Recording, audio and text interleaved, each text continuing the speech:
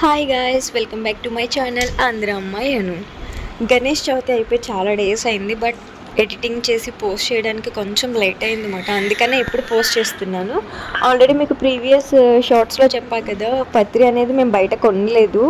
మా అపార్ట్మెంట్లో ఉన్న మొక్కల నుంచి ఏమేమైతే యూస్ఫుల్ అవుతాయో అవన్నీ మేము కలెక్ట్ చేసుకొని వాటితోనే పూజ చేసుకున్నాం అన్నమాట. 16 to 17 వరకు దొరికాయి మాకు. రిమైనింగ్ మాత్రం రీప్లేస్ చేసి చేసుకున్నాము. కొంచెం హ్యాపీ అనిపించింది. ఫస్ట్ టైం కదా ఇలా అన్నీ వెళ్ళి పిక్ చేసుకొని వెతుక్కుంటూ మరి పిక్ చేసుకున్నాము. ఫైనల్గా అన్నీ అయితే మ్యాక్సిమం దొరికేసాయి, కొన్ని మాత్రమే లేవు. అండ్ మేము పూజ అయితే స్టార్ట్ చేసుకోవడానికి అన్నీ ప్రిపేర్డ్గా ముందే 21 లీవ్స్ అయితే రెడీ పెట్టేసుకున్నాను. అండ్ మనకి తెలుసు కదా, పాలవెల్లికి డిఫరెంట్ ఫ్రూట్స్ కట్టాలి, అన్నీ చేయడానికి ఆ రోజే అంటే అవ్వదు. ముందు రోజే ఫ్రూట్స్ అన్నీ నేను ఏం చేశాను అంటే మంచిగా కడిగేసుకొని పసుపు రాసి అన్నమాట. పసుపు రాసి వాటికి కుంకుమతో బట్టలు పెట్టేశాను.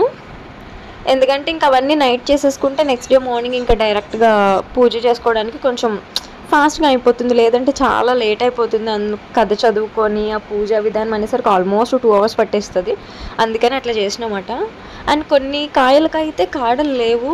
కాడలు లేకుండా పాలవెల్లికి కట్టడానికి ఎలా అనుకుంటుంటే నాకు ఒక ఐడియా వచ్చింది. వేరే ఒక యూట్యూబ్లో చూసాను నేను ఇది టిప్. వాటికి టూత్ పిక్ ఉంటుంది కదా, అవి గుచ్చేసి వాటికి థ్రెడ్ కట్టనమాట. అండ్ ఇంకా డెకరేషన్ పార్ట్కొచ్చాము. సో డెకరేషన్ అయితే ఫస్ట్ విస్టీరియా ఫ్లేవర్స్తో చేసాము. కాకపోతే అది ఎందుకో పార్టీ లుక్ వచ్చింది, ట్రెడిషనల్ పూజ లుక్లా నాకు అనిపించలేదు. సో అప్పుడు మళ్ళీ తనకైతే ఇలా చేయాలని ఉండే.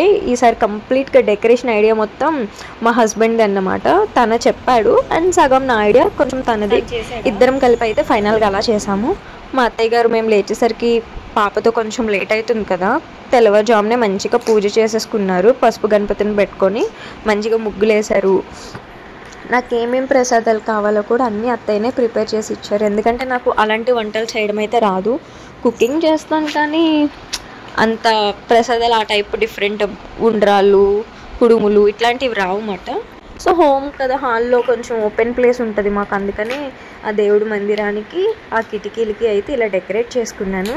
నాకైతే అసలు ఈసారి డెకరేషన్ చాలా బాగా నచ్చింది. అండ్ నాకు చాలా కాంప్లిమెంట్స్ కూడా వచ్చాయి. భలే పెట్టారు మీరు, ఆ థాట్ చాలా బాగుంది అనేసి. చూసారా పాలవెల్లి దగ్గర నేను ఎట్లా పెట్టాను, శివలింగం చేసి శివలింగం కింద వినాయకుడు ఉండేలా పెట్టానమాట. అది పాలవెల్లికి స్టిక్ చేసేసాను నేను. అండ్ ఆ లైట్, ఆ బొట్టు కనిపించడానికి వంశీ అయితే చూడండి ఐడియా, ఫెయిరీ లైట్స్ ఉంటాయి కదా, ఒక్క ఫెయిరీ లైట్ వచ్చేసి ఆ రెడ్ కలర్లో పెట్టాడు. సో అది ఆన్ చేయగానే ఆ తిలకం రెడ్ కలర్ది కన్నులాగా అయితే చాలా ఎలివేట్ అయ్యింది. నాకు బాగా అనిపించింది అన్నమాట. సో వినాయకుడికి పెడితే ఎలా ఉంటుంది అని చెప్పేసి నేను జస్ట్ అలా సింహాసనంలో రెడీ చేసి పెట్టాను. నైట్ తీసేసాను అనుకోండి.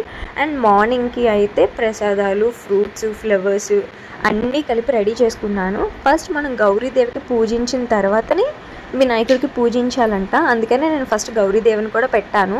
నా దగ్గర కొంచెం గోల్డెన్ ఫ్లవర్స్ ఉంటే గోల్డెన్ ఫ్లవర్స్ పెట్టాను. కొంచెం డబ్బులు అండ్ సియారాకి కొన్న గోల్డ్ కాయిన్ ఉంది, అది శ్రావణ మాసంలో పెట్టుకోలేదు. అందుకని వినాయకుడి దగ్గర అయితే పెట్టాను. ఆయన దయ కూడా ఉండాలి కదా మనకి ఏది చేయాలనుకున్నా సరే. ఇంకా ఫైనల్గా వంశీ నేను కలిపి అయితే వినాయకుడిని ప్రతిష్ఠించేసుకున్నాము. మేము ఎక్కడైతే డెకరేషన్ చేసుకున్నామో అక్కడ పెట్టుకున్నాము. ఇంక ఇద్దరం కలిపి పూజ చేసుకున్నాం. సో ఇక్కడ నుంచి అయితే మ్యూజిక్ యాడ్ చేస్తాను. సో ఎక్కడ స్కిప్ చేయకుండా ఎండ్ వరకు అయితే చూసేసేయండి, ఓకేనా?